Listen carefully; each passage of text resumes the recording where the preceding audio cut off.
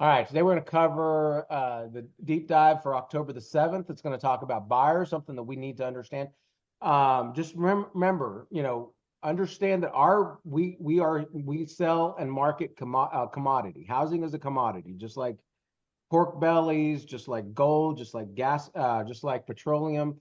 Housing is a basic economic function, and it's one of the biggest ones that drives our economy. And we need to be understanding when people talk about rate, what does that mean? When they talk about inflation, what does that mean? What does it mean when they talk about jobs? So why does the job market have something to do with the fact that the mortgage rates just jumped up last week again? And then 3 quick working examples for this week. We've already covered one of them. Working with the client, the house isn't there for your buyer. We're going to talk about that.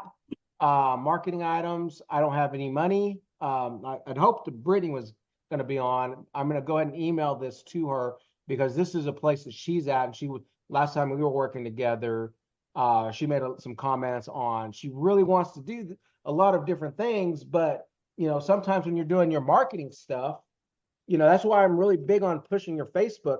Facebook, you can do a lot of free marketing. It's real easy to get free marketing in Facebook.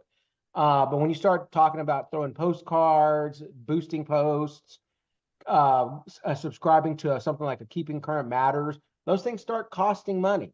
So I am going to give you guys solutions on how to get around some of that. And not only that, but maybe even kill 2 birds with 1 stone by creating good cooperative relationships with other individuals, namely folks that just got their license doing similar things that you guys are doing. Partner with a mortgage guy that just got his license. Partner with an insurance agent that's just got his license. Saying, hey, will you pay for my Keeping Current Matters membership, $30 a month?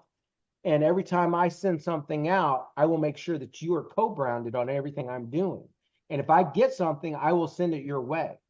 Those are the ways that you create those kind of alleviate some of those things, but we'll talk a little bit about that here in a second. But let's go ahead and start with this, Keeping Current Matters.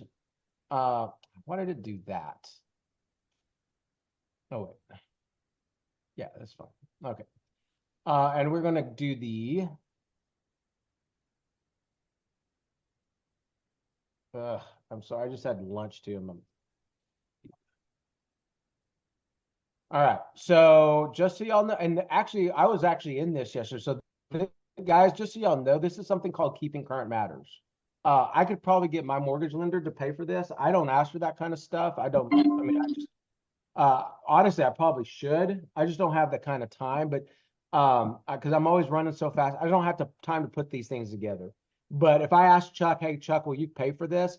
For the service that I use, it's $100.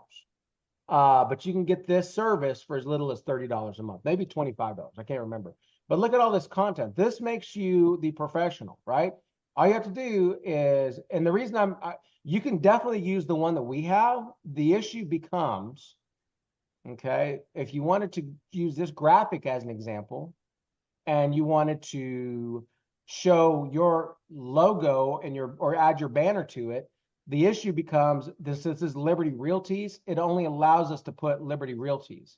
Now, if you wanted to create your own, I have had before this. It was my account, and so I would have my picture, and it would be my account. But now I'm really interested in trying to generate easy leads from Facebook and our social media stuff. So I've kind of generalized it, and this is where I get my content for about 30% of our Facebook for our social media posts, right? And the nice thing about this, you post this on your Facebook. You got these graphics you can use. You also have videos that you can use. For example, we can view video on my custom blog. Let's see what it looks like on our custom blog. So this is my custom blog that this also gives me. I can also send this custom blog out. So this is my video and that I can send out to folks about housing affordability, right? And it gives us a little 3 reasons about affordability. And this came out October the 4th. Relevant, timely information, and I didn't do anything. all I did was just click it, right? So a super great tool because we are realtors. We're not social media marketers. This is a great tool for us. All right, so let's get to the thing I really want to, I just want to, here it is, right? The deep dive, okay? And this is some of the monthly market report. This is why I pay $100 a month, is to get this. In addition to another thing that I get, you can download their Real Geeks, or I'm sorry, their Keeping Current Matters mobile app. Can y'all see that? Mm-hmm. And the nice thing is you go to the thing about this, you go to scripts and you go to this Real Talk scripts, and then it allows you to record in Real Talk, record this video. And basically, if y'all can see that, I'm going to hit record and it's going to give me my script right here. And I'm just going to read it off my phone. Okay. Thanks for thinking of taking the house market. You want to wait and see 20-year $5. And then it shows the graphic as I'm talking in the background. And I hit save. And now I've got a social media graphic that looks like I recorded it. It's got my face. It's got my voice. It's already, it's scripted and it's got the graphics for you. So that's why I pay extra for that. Even though sometimes it doesn't work. I tried to do it this weekend and it kept on lagging out, but I think they fixed it. But these monthly market report, I think we looked at this last week, but this is what I want you guys to talk about this week, or want to talk about this week, is this home buying sweet spot. We are live for the deep dive with Keeping Current Matters. It is Monday, October 7th, and we are thrilled to be here with you today, talking about the most important topics in the housing market. Always love starting our weeks off with, our KCM members who continue to come back week after week. And of course, if you're new to the deep dive this week, thank you so much for being here. We got a lot of great information to share with you. We're going to be talking about the sweet spot for buyers this fall. And I really can't wait to dive into this one because there's so much important information that we want to be sharing with our clients right now. Really, really good stuff. We've got visuals for you, professional visuals to truly help you explain what's happening in the market.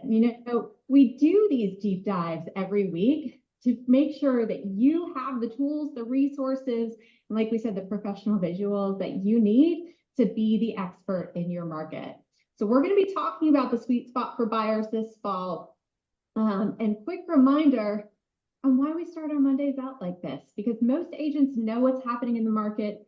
Good agents understand what's happening, but it's only great agents that can explain what's happening. And that's what we want to be able to help you walk away with today, with all of the data and the insights that you need to be able to explain why it's a sweet spot for buyers this fall.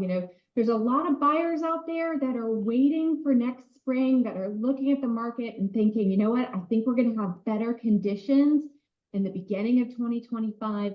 But your job right now is to help them understand the opportunity they have now and some of the downsides of waiting as well. We never want to pressure anyone into buying a home. That is not our job. But our job is to make sure that you have the facts, the data. You're the expert who can explain what's happening so your buyers, your sellers can make the most informed decisions. And when you do that and you operate your business with your buyers and sellers' interests at hand, that's where success happens, both for your clients and for your business. So that's what we're going to be talking about today, the sweet spot for buyers, so you can explain exactly what's happening right now. So we're going to dive in, and I want to start with a little bit of consumer perspective. What are consumers thinking right now about the housing market? Well, Fannie Mae does this survey every month, and they ask consumers, is it a good time to buy? Is it a good time to sell? And what you can see in this latest release, this is August 2024 data, is that consumers think only about 17% of consumers think it's really a good time to buy. And that number has been kind of holding steady in that 15 to 20% range or so for quite some time, for almost 2 years now. So, buyers are thinking, what, something better is on the horizon. And I think if we look at this quote from Mike Simonson, Altos Research, it says, even as mortgage rates have fallen in the second half of the year, there is still very little sign of the sales rate improving yet.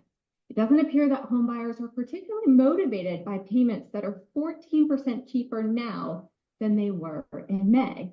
So we're seeing affordability improve. We're seeing better conditions for buyers, but people are still thinking, I'm going to hold out. I'm going to wait. I think something better is on the horizon. So why is that? We'll take a look at this right here. This is that same survey from Fannie Mae asking for consumer perspective. And the percent of respondents who say mortgage rates will go down in the next 12 months is actually climbing quite significantly. So 39% of consumers think mortgage rates are going to go down next year. So that's why I'm going to wait. So we have all of these thoughts and perspectives coming into the market, impacting people's decisions, and they need your expertise to help them navigate through what's happening right now and how do they make the best decision.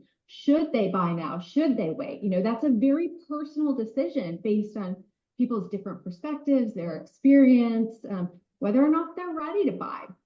But here's the thing. If you have buyers who are sitting on the sidelines saying, hey, I'm just going to wait for mortgage rates to come down a little bit more, here's what I want you to think about. So the question you want to be asking them is, what do you think everyone else is going to do? And the answer is really simple. A lot of people are sitting in the same boat and they're waiting. So more buyers are going to trickle into the market as we start to see mortgage rates come down more, as we head into the beginning of the year, and we see that kind of spring buying season sort of tick up. All of those factors coming together are going to make it a much more competitive environment, a much more competitive market. So what I want to do today is show you why that's the case. I think if we look at this quote from Greg McBride at Bankrate, it says, it's one of those things where you should be careful what you wish for. A further drop in mortgage rates could bring a surge of demand that makes it tougher to actually buy a house. As more buyers trickle in, as more people jump into the market, that just revs up the competition. And as Hannah Jones from Realtor.com says, if lower mortgage rates spark more buyer demand than inventory can keep up with, then prices may climb once again, eliminating the impact of lower rates. So a lot of people are waiting for rates to come down. They think that will help affordability improve, which is true, but we've got to weigh what happens with the rest of the market as mortgage rates come down. We have low inventory already, and yes, it's climbing. There are more homes to choose from, but it's still lower than a typical market. When you have more demand than you have inventory available, that ticks prices up, and that could offset some of the savings that people are waiting for. So it's tough. You know, a lot of people want to time the market. They want to do this absolutely perfectly, but the best way to do that is to be informed by you, their trusted agent, so they can make the best possible decisions with all the facts. So we're going to break down why this fall is the sweet spot for buyers. We've talked already about number one, the competition is waiting for the market to improve. A lot of people are talking about that right now. A lot of people are saying, hey, next year is going to be my year. I'm not ready right now. I see something better on the horizon. But 2 and 3, I want to walk through these with you today because affordability has already started to get better. We're going to look at that today. And inventory is up compared to the past few years. So there are more homes to choose from. So if affordability and being able to find a home are 2 of the biggest pain points that your buyers have felt recently, and that's why they've held up, maybe it's time to start reinvigorating those conversations about how these 2 things are starting to improve. So let's take a look. So one of the biggest reasons why affordability has improved is because the average mortgage rate has come down from its recent peak. This is October of last year, mortgage rates on the 30-year fixed from Freddie Mac compared to October of this year. So what we can see is that mortgage rates have come down significantly from their peak when they were nearly 8%. And there's a big difference in the monthly payment when mortgage rates come down. I'll show you that math in a moment that our team has put together. And so there's a big savings on a monthly mortgage payment when rates come down like this. Now, if you've been following along over the past couple of days, you saw that mortgage rates ticked up a little bit on Friday. Now, why is that? We've been talking a lot about how mortgage rates coming off their peak, mortgage rates easing down over the next 6, 12, 18 months is not going to be a straight line. There's going to be volatility. It's going to essentially be a bumpy road, just like you can see right here. They don't just come down in that straight line. And what happened on Friday is what the jobs report was released, and it was better than expected. And so, the markets responded and mortgage rates ticked up a little bit. And we've said all along, mortgage rates easing is going to be dependent on how the economic data plays out. Inflation, employment, all of those different things that the markets are looking at. And so we saw a better than expected jobs report on Friday that made mortgage rates tick up a little bit. But as more of the economic data unfolds, the larger trajectory is that mortgage rates should continue to come down. And you can see how they've come down off their peak from last October. And so what we have to remind our clients is this, that HousingWire says, each dip in mortgage rates improves affordability as payments on a home purchase decline. Mortgage rate payments on the typical price home are 7% lower than last year and are 13% lower than the peak in May of 2024. So we're seeing this overall big picture improving affordability. And if that's been a challenge for your clients, one of the best things you can do right now is show them how the math shakes out. So let's take a look at that together. This is a chart that our team put together, and it says the monthly payment savings.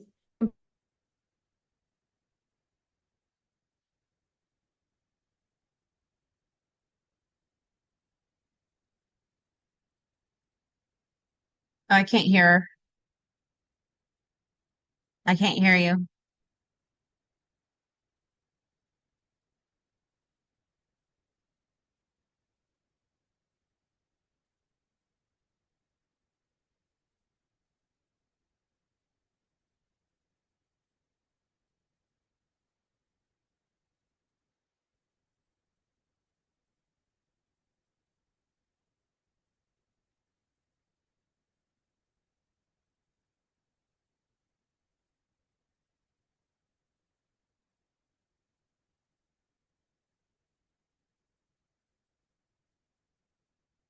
So where we are now, let's start talking about what number makes sense for you and what you are looking for. Then they can be ready and informed when they're ready to buy. And right now we can see that that number has gone down by about $400 per month since October of last year. So affordability is improving. If that's been something that's been keeping your clients on the sidelines, really important to be able to have these conversations right now. Now, the other thing we know is that inventory has improved as well. So there are more homes to choose from on the market. So let's take a look at what Ralph McLaughlin at Realtor.com says. The number of homes actively for sale continues to be elevated compared with last year, growing by 34%, an 11th straight month of growth, and now sits at the highest level since April of 2020. So this is what people have been waiting for, right? Like having a home, being able to find a home. And that's been a challenge for a lot of people over the past couple of years. Inventory has been historically low. So what I want to break down for you next is, what does inventory look like on a national level? We know this varies by local market, but on a national level, what do active and new listings look like right now? How is inventory increasing? So if you followed along with us before, you've seen this graph.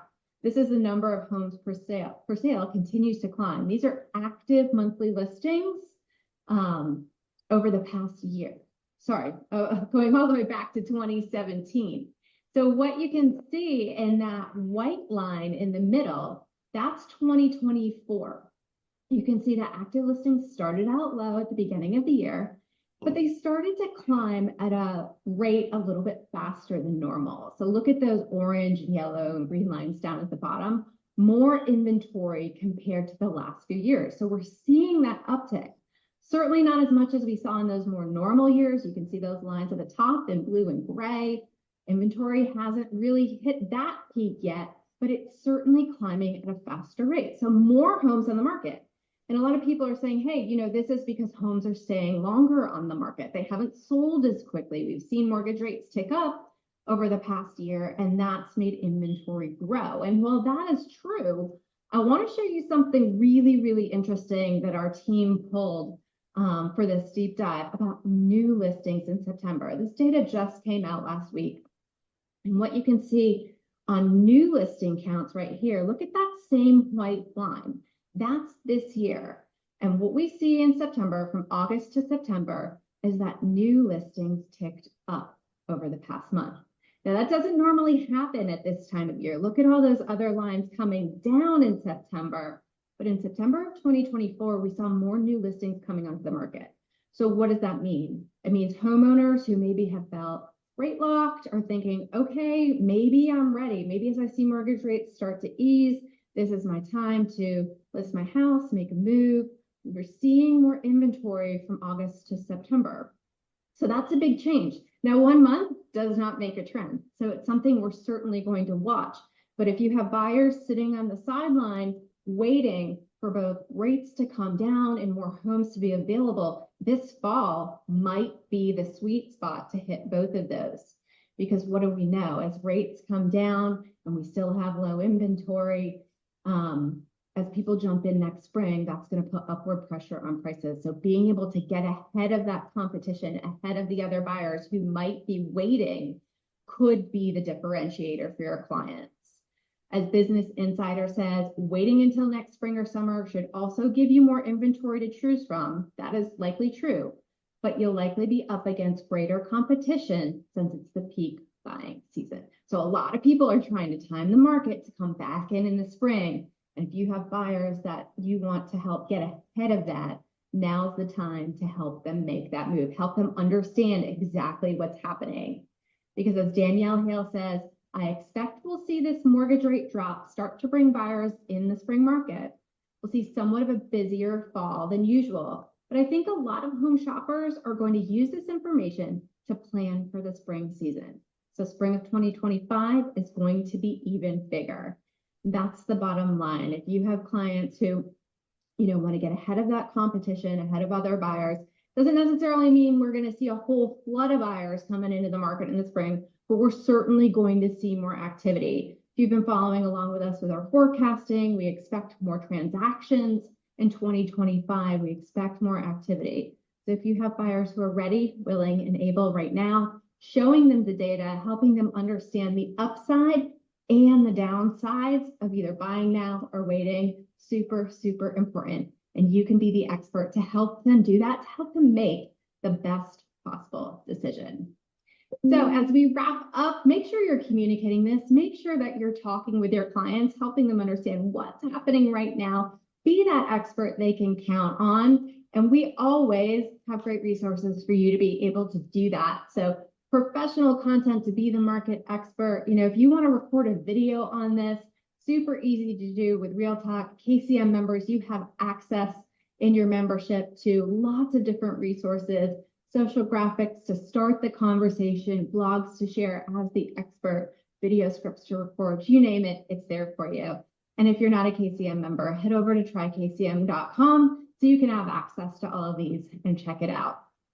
Now, I want to leave you with one more thought today before we wrap up, because this is kind of cool. If you haven't heard already, we have recently partnered with John Burns Research and Consulting. We're doing some surveys and some research with them, and we want to make sure your voice can be a part of the conversation. So if you're interested in sharing what's happening in your market, scan this QR code, sign up for the survey. You can earn perks and rewards every month by filling out the survey and sharing your voice. And I think the biggest thing that comes out of this is when KCM members join the survey and share your perspective, you're impacting our content. You're sharing with us what you want to hear.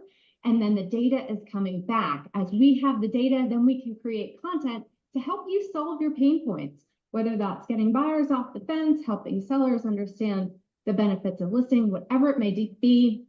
The question we're asking this month is about what rate would get your sellers off the fence and ready to move. So all kinds of different things that you can do. Be sure to scan the code, be a part of the survey every month, and your voice will be a part of the KCM content we deliver in the future. So thank you so much. It was a pleasure to be here with you. Keep in mind, next Monday is a holiday, so we will not have a live deep dive, but we will see you back again on October 21st. Have a great day. Okay, Carrie. So that's a good way for you to understand how to, whenever a buyer or somebody asks you, kind of guiding a buyer during the fall. I don't think that rates are not going to be going up again, or I'm sorry, down again. In fact, we're Uh-huh. gonna be They're living gonna with stay this. steady. I think we're gonna be living with this for maybe through 2025. Hmm. Because it's out, a good, just basic. I don't know. You probably know this, and if I ever say something that you already know, just say, well, just I'm going to say it a different way than you may understand it. But the issue with rates going up so fast, or is to slow a very quick an inflating housing market, right? And we had Hmm. so many buyers trying to take advantage of 3% interest rate. Money was so cheap. So when you have access to a lot of money, the prices of everything else goes up. So basic supply demand economics. That's why housing now is so much more expensive than it was 4 years ago, because everybody had access to really cheap money. And so the Fed, it applies to everything. It applies to food, it applies to houses, it applies to gas. So the Fed raises rates, slows everything down, slows us down from doing what we need to do. Probably needed to happen because, we don't want to be in a situation where, like pre-World War II, people were paying, $1,000 for a loaf of bread and you'd Uh-huh. have to take wheelbarrows to buy bread. We don't want to be in that situation. So the federal government has to slow things down, cool things down, throw some water on a very heated, a lot of, and then so everything looks great now, and all of a sudden, the jobs report comes back on Friday, and it's twice as good as what they thought. So that still leaves more. So with high, with low unemployment, everybody's got plenty of cash. The people are still worried that there's still way too much cash out in the economy, and so that's why they're going to continue to slow down the real estate market. Anyway, oh no, okay, Tutoria, this was for her, and then she had to take the call. All right, so Tutoria, this is for you, even though it's just Carrie and I talking, but she's going to watch this later. She always actually watches the videos. So Tutoria, this is what we were doing wrong, okay? When we take a buy, well, there's two types of people we work with, sellers and buyers, right? And when we take a listing, and it becomes a transaction. We create a transaction, create new, and we take it. And these are all of our listings right now. Okay. So what Tutoria was doing, we got some offers on 302 Ware, right? So I would get the Hmm. offer anytime we get an offer. I've already got my checklist, my seller's disclosure, my listing agreement. All this stuff has already been completed. Actually, and then this is my checklist for contract to close. But when we get into the nice thing about BrokerMint, when you get an offer, you upload your offer into BrokerMint. Right now, this top property has 1, 2, 3. And we're going to reject this one because it's not the best offer we got. Seller has decided to move forward with another buyer. Thanks for your interest. I'll be in touch if something happens to the current buyer. All right, I'm going to change that, reject that offer. So now you can see in our offer section, we've rejected, approved, rejected. Okay. Okay. So Hmm. what you were doing, Tutoria, or what Tutoria was doing, because when I came in here to look at, finally, so basically the way I do it, as soon as I get an offer, I send it to my co-op agent or my transaction coordinator, and I have them upload the offer into BrokerMint. The issue Uh-huh. is that's sellers, that's the sellers, the transaction sellers. She was putting all of our offers for buyers, so Oh, they weren't okay. buyers. So you can see that she actually put in. So anytime you're going to submit an offer for a buyer, you're going to come into the buyer offers, and you're going to create a new offer. You can search MLS. So let's say she wants to write an offer for 377 Elk Trail. I know that this is a property because this is my listing. And she wants to write an offer for 377 Elk Trail in Melissa. Pull it out of MLS. Financing is going to be cash. Next. Buyer is, let's say it's my daughter, Bailey Carter, and then the buyer's agent is Tatoria. All right. And don't worry about the seller yet because we don't know. So basically now this is where Tatoria was coming and submitting those offers, but we weren't buyers, we were sellers. So basically, if you're working with a buyer that wants to submit an offer on 377 Elk Trail, you want to upload document, create a e-sign package. We have our e-sign package is, let's say we want to do Liberty. Well, let's say we want to add some buyer tenant. We want to just add the buyer tenant representation agreement, select it. And so then we want these two to sign it. And then, so then we've created our buyer transaction rather than the seller. So that's where because what happened was, again, when I went in here, I'm going to go ahead and delete what we just did. Oh, wait. When I went into transactions, so our listing transactions, and I was looking for the offers that were uploaded, they weren't here. And then I realized, well, I bet you put them in buyers. So that's the thing that I wanted to cover on that. Updated, okay, the updated, so entering offers, buyers versus sellers, and then updating contacts into your transactions. We already talked about that too. Make sure everybody's in your transaction. And then the last thing, updated checklists to review. So,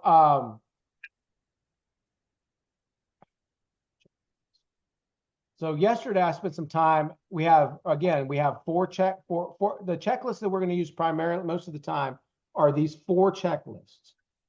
Remember, and then you're going to have the A1 and B1 are for when because again, you're going to think about when we're working a transaction, buyer or seller, there's 2 parts to it, right? There's 2 parts to a transaction. For a listing, right? B1, there's a process there. The checklist for that is the 2 pieces for us. A listing is you take the listing and you market it. That's step 1. Okay. Once you get that, but you don't have a buyer yet. When you get that buyer, that triggers your second checklist, B2, listing close to checklist. Liberty Realty listing close to checklist. So because you take the listing and you got all these things that you got to do, the listing package, you upload the survey, the T47, your listing package is going to include all these documents, which includes the seller's disclosure, wire fraud warning. These are all things that we have to get signed to be in compliance with our office, to make sure we have a good active listing that's got all the documentation ready to go. Then, like I said, we get that offer. Then you got the listing checklist contract to close, and this tells you everything: the net sheet, the executed contract, third part, everything that we need. 2 days after you've accepted, you should have a net sheet. 2 days after, you should upload you have an uploaded executed contract. 10 days before closing, you should have you should have uploaded an executed repair amendment, a closing disclosure authorization, a HUD-1 1 day after closing. We should have that HUD-1. So all that to say, I have updated these checklists to include. Okay, well, let's go to the buyer side. Again, buyers have two checklists.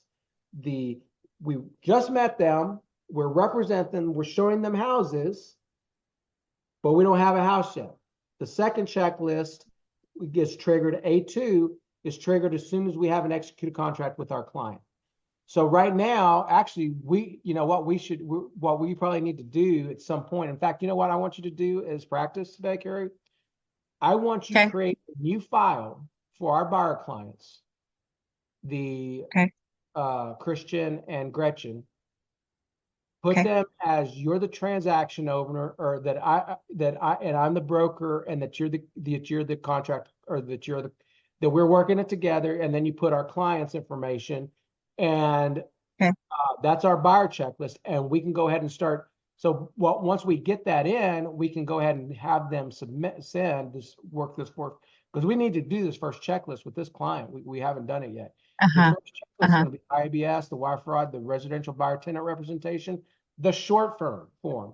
So anytime you start with a buyer, we got to do the IBS, the wire fraud. I added the tenant representation, the short form, and the information to buyers and sellers. So what I want you to do as soon as we get off, as good exercise, I want you to create under I want you to create under transactions. Okay, you're gonna create new, and then and this is not a buyer offer because we're not offering on a house. This is actual a Okay. transaction that will close at some time.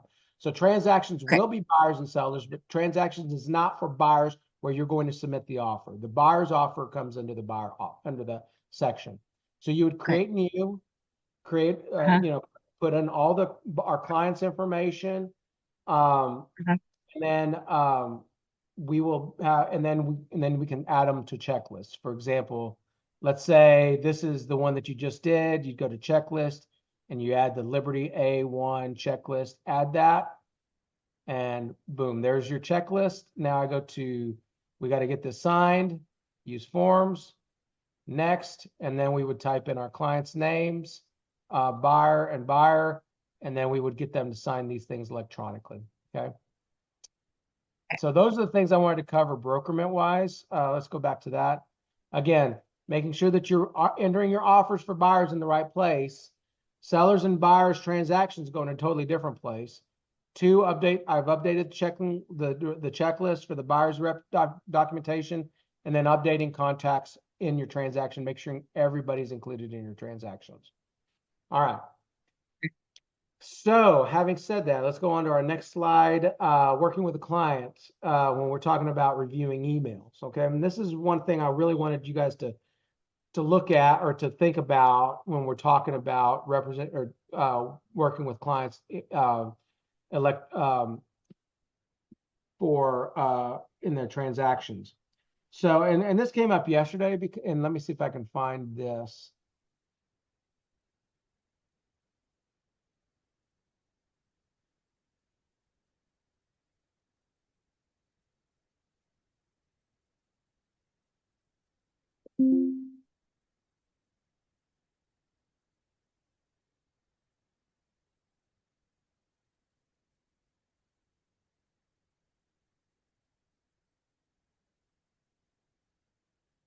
Okay.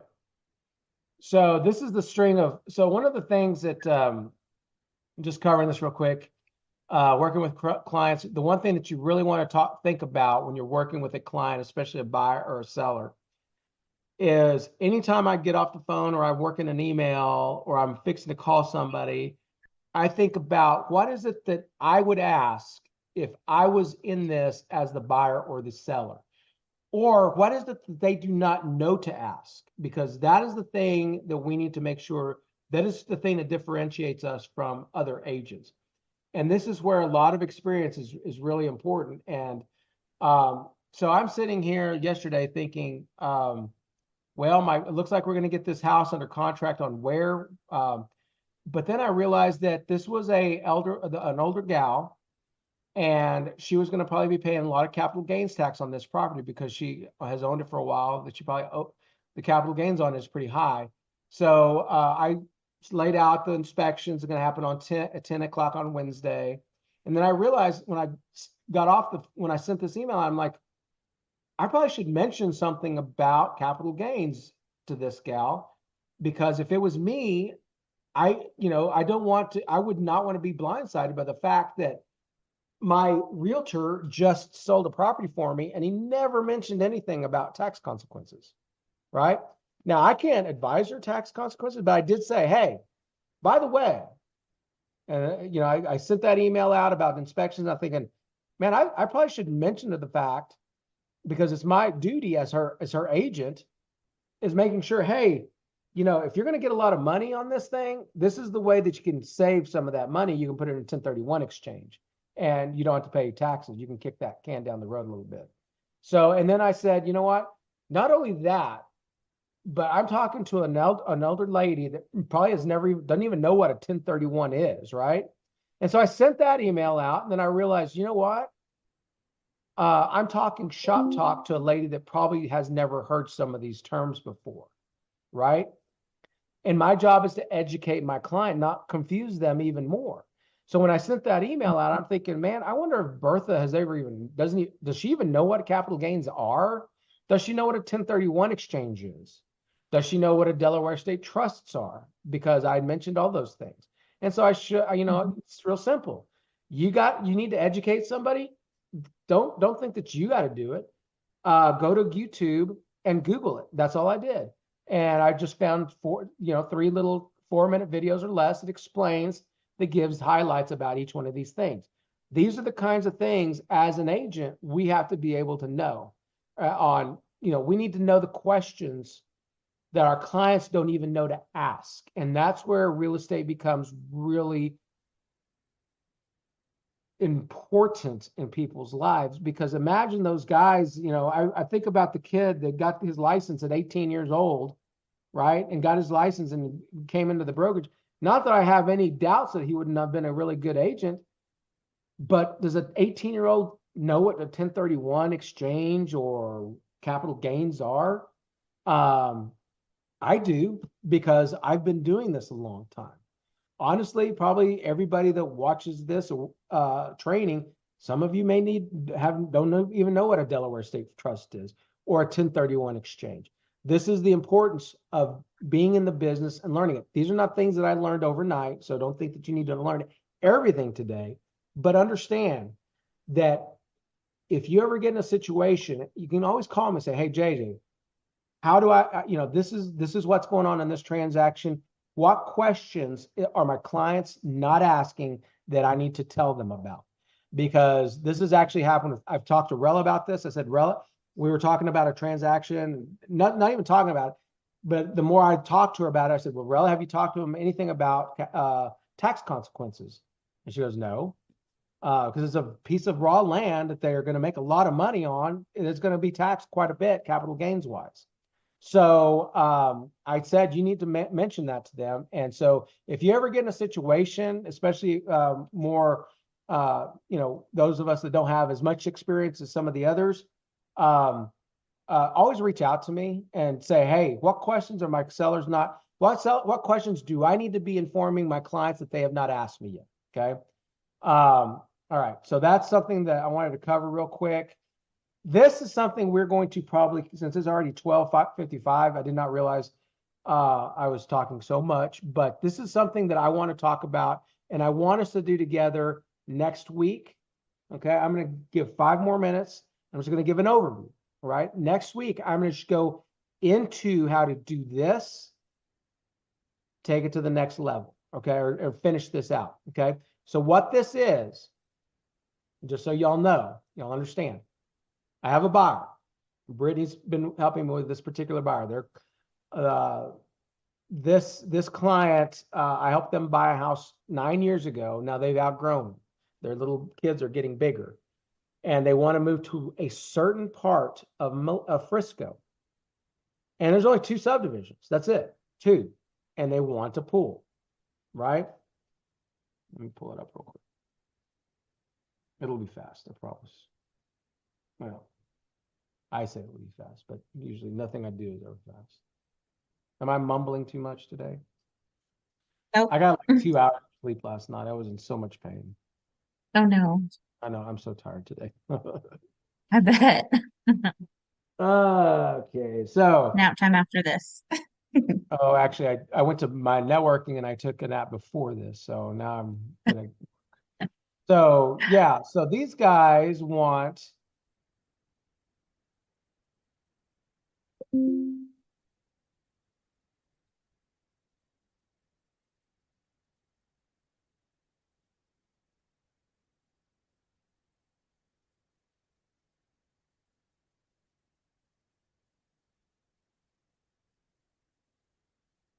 they only want 2 neighborhoods in all of DFW. This is it. Turnbridge Manor. Let's see it. And Hunters Creek. That's it. Right now we got 1, 2, 3, 4, 5, 6, 7. 7 options. That's all there is for us. This is the subdivision they want. They have to be in the subdivision. I can't even go over a street over one in either direction. They want these 2 neighborhoods. They've got to be in these 2 neighborhoods. They want a pool. All right. We change the criteria and we say we want a pool on property. Yes, we do. Guess what? We go back to the map. We got 1 option and we actually have seen it. Okay. We actually are thinking about making an offer on it. But it doesn't exist. So when I talked to them on Monday or last Friday when we talked, they were kind of discouraged that they weren't out there. And I said, you know what I'm going to do? I'm going to create a postcard and I'm going to drop it on both of these subdivisions. Okay. And that's what this is. This is the postcard. This postcard will be dropped into just those two subdivisions. I have a buyer that needs a house. Are you thinking of selling? Right? Hunters Creek, Turnbridge Manor, Custer Bridge homeowners. We have a buyer that wants to buy a house in your neighborhood. Must have a pool or a pool-sized yard. Please call me today if you've considered selling. We may be able to help you sell fast at a considerable savings. This postcard is probably going to cost me about $500 to print, and they will mail it for me. This is the front of it, and this is the back of it. If I am paying, so now in front of my buyer client, they're thinking, which, you know, they're a good referral source for me. This is a very good client. They are now thinking JJ is brilliant. I have never heard of a realtor doing this for somebody, right?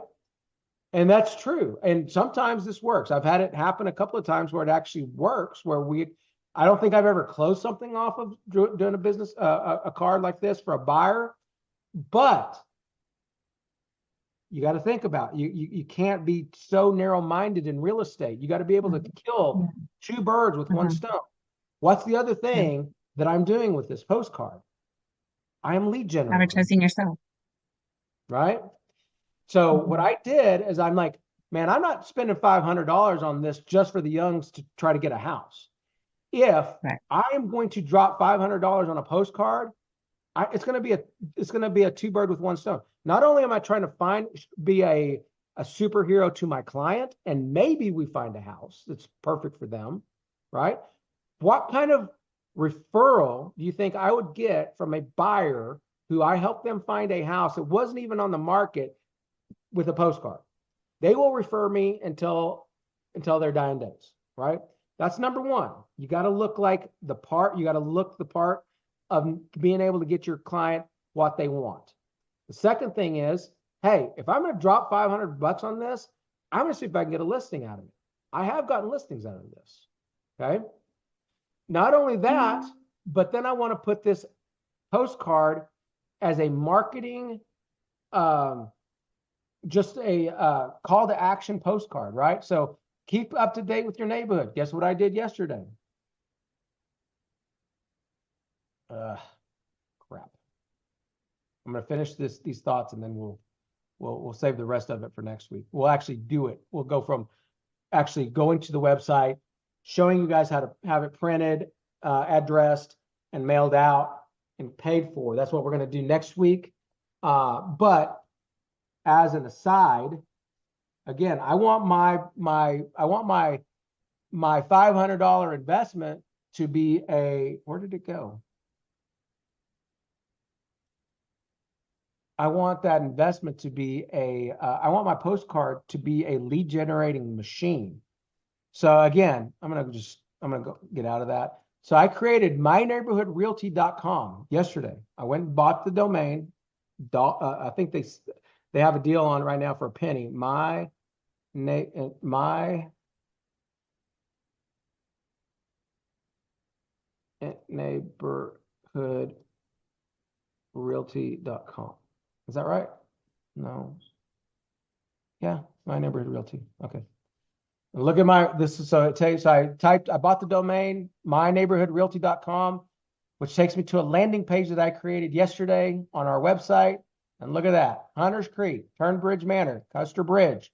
There's all the properties right there that are in that subdivision. Well, at least three of the seven. I only chose for it to have three, and I had the three at the top. But think about it. Somebody gets that postcard, they type in and then they see a whole website, a landing page about their property or their neighborhood and some information about Hunters Creek. If you live in a subdivision, you should have a subdivision landing page, and you should be dropping postcards. And not only that, but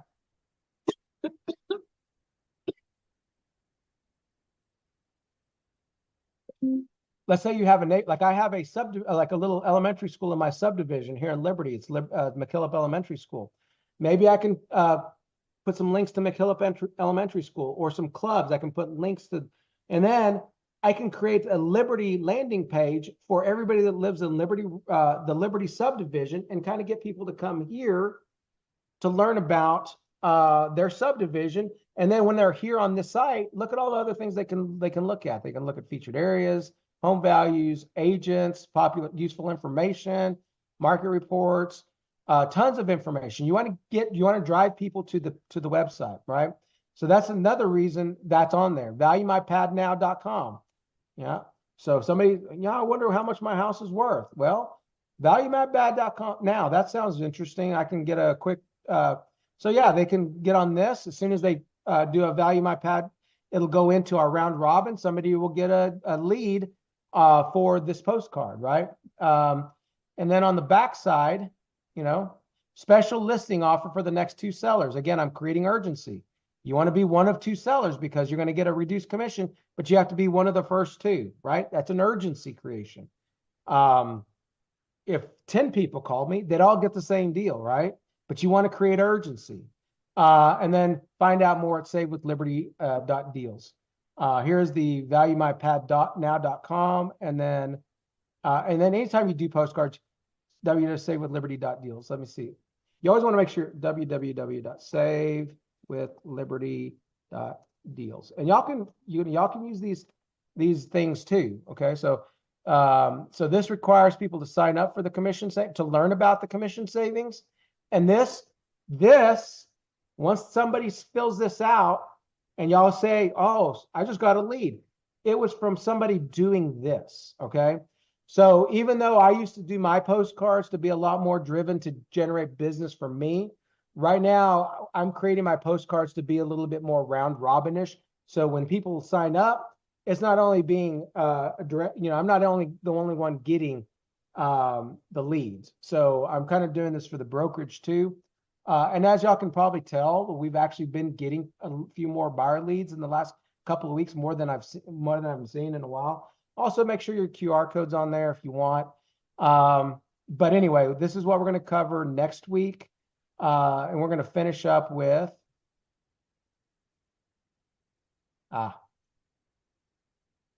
marketing costs, money as us newer agents don't have. Okay. And so we're going to finish up with, we're going to actually do a postcard together next week. We're going to finish up on ideas on how to create marketing costs together. And then what I do want you to do this week is I want you to, you don't have to, I want you to invite, maybe find a new lender, find a new insurance agent, and take them to lunch this week. Take them to coffee, and then start creating that relationship. Okay. Because, down the road, you can start asking them for covering some of these expenses. I love the fact that we have things like Keeping Current Matters. And I make it a point of my business to be able to cover this expense. But, I know if I went out to Chuck and asked him, say, hey, Chuck, will you pay for this? He would do it.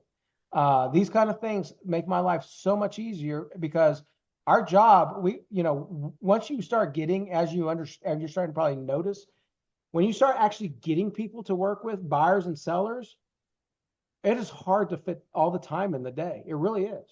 So anyway, that's what I've got for training. We're going to finish this training module up next week, and we'll kind of review some of the things, but we'll send out that postcard next week, and then we'll go from there. Any questions from me? Because it's we're a little bit late, or not? We're not late. We started about this time, about an hour ago. Any questions for me on this, Carrie? Was this helpful? Very helpful. Yes. Yeah. Thank you.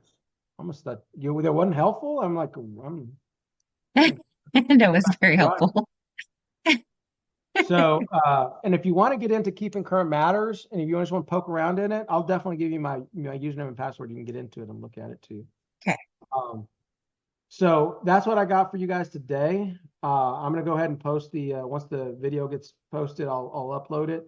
And then if anybody has questions or anything, feel free to give me a call back. I'm going to be working here at my desk the rest of the day. So, and I'm fixing to start working next on our buyers in Everman. So Awesome. So I they don't, finally, did you actually talk to them and tell them about the $40 difference? no, I have not. Okay. What $40? What's the $40 difference? You were saying that if we brought the price down of the mortgage, it would Oh, yeah, only yeah. be a Oh, yeah, I $40 know. difference. Well, I wanted to wait till I talked to the lender last night. Uh-huh. And we got she was evidently she's working with her mortgage, her lender, she's working with a new loan officer, and so I think he was confused on some stuff. I think that was causing a lot. But she did send me something at 8 o'clock this morning.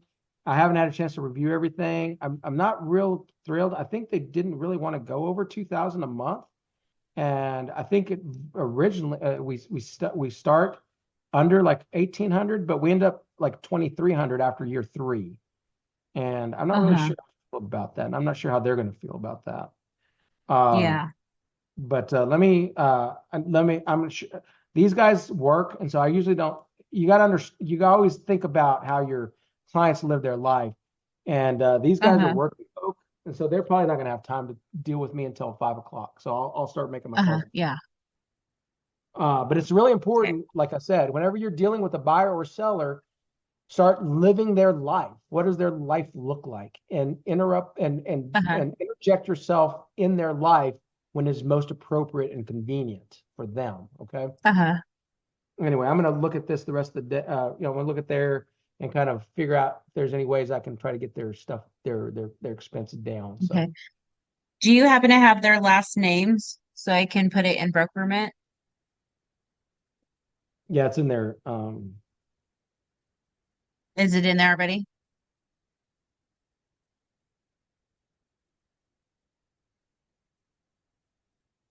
Or is it in one of the emails?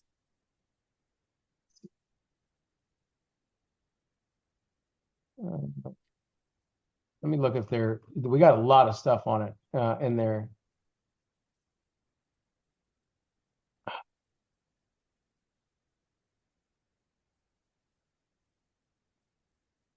Or was it? It was 8 o'clock this morning.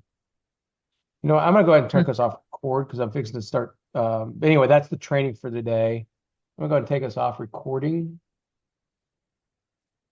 And maybe.